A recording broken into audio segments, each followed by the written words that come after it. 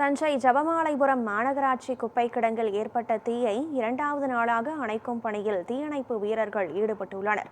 கூடுதல் விவரங்களை நமது செய்தியாளர் சரவணகுமார் வழங்க கேட்கலாம். வணக்கம் சரவணகுமார், அங்கு ஜபமாலைபுரத்தில் இருக்கக்கூடிய இந்த குப்பை கிடங்கில் ஏற்பட்ட தீ விபத்தை, இந்த தீயை அணைக்கும் பணியில் தொய்வு ஏற்பட்டதன் காரணம் என்ன?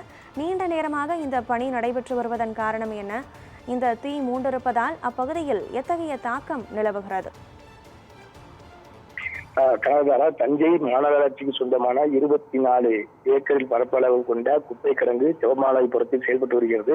இந்த குப்பை அவ்வப்போது தீ விபத்து ஏற்படுவது வழக்கமாக இருந்து வருகிறது. இந்த சூழ்நிலையில் நேற்று மதியம் 3 மணி அளவில் தீ என்பது பற்றி பிடிங்கியது. தொடர்ந்து தீயணைப்பு வீரர்கள் மற்றும் தனியார் லாரி மூலம் இந்த தீயினை அணைக்கும் பணியினை நேற்று மாலை முதல் தொடர்ந்து தீயணைப்பு ஈடுபட்டு வந்தனர். இருப்பினும் கூட இந்த பகுதியில் சூறைக்காற்று என்பது வீசி வருவதால் நெருப்பு என்பது அணையாமல் அடுத்தடுத்த இடங்களில் மளவளவென பற்றி எறிந்து வருகிறது.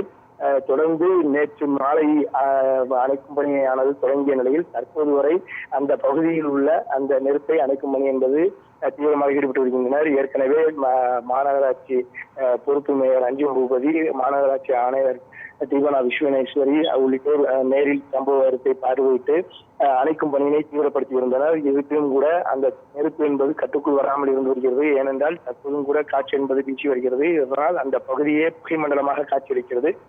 மேலும் இந்த நெருப்பினை அணைப்பதற்கு ஏதுவாக காவல்துறையிலிருந்து வஜ்ரா வாகனம் கொண்டு வரப்பட்டது. அதேபோல் விமான ஏர்போர்ஸில் உள்ள பிரத்யேக தீயணைப்பு வாகனம் கொண்டு வரப்பட்டு இந்த தீயினை அணைக்கும் பணியில் ஈடுபட்டு வருகின்றனர். தற்போதும் கூட அந்த நெருப்பு என்பது அணைந்தாலும் கூட அந்த பகுதியே பெரும் புகைமண்டலமாக இருந்து வருவதால் அப்பகுதியில் உள்ள குடியிருக்கக்கூடிய மக்களை தற்போது மாநகராட்சி அதிகாரிகள் வேறு பகுதிக்கு மாற்றி அனுப்பியுள்ளனர். மேலும் சுகாதாரத்துறை சார்பில் அவர்களுக்கு மருத்துவ பரிசோதனை என்பதும் அவ்வப்போது நடத்தப்பட்டு வருகிறது. இன்றும் அந்த வெயிலின் தாக்கம் அதிகரிக்கக்கூடும் சூழ்நிலையில் தொடர்ந்து காற்று வீசி வரும் நிலையில் தொடர்ந்து இந்த நெருப்பு என்பது அணைக்கப்படுமா என்பது கேள்விக்குறியாக இருப்பினும் கூட இந்த தீயை அணைக்கும் பணியானது தற்போது வரை தொடர்ந்து நடைபெற்று வருகிறது. கனகதாரா, விவரங்களை வழங்கியமைக்கு நன்றி சரவணகுமார்.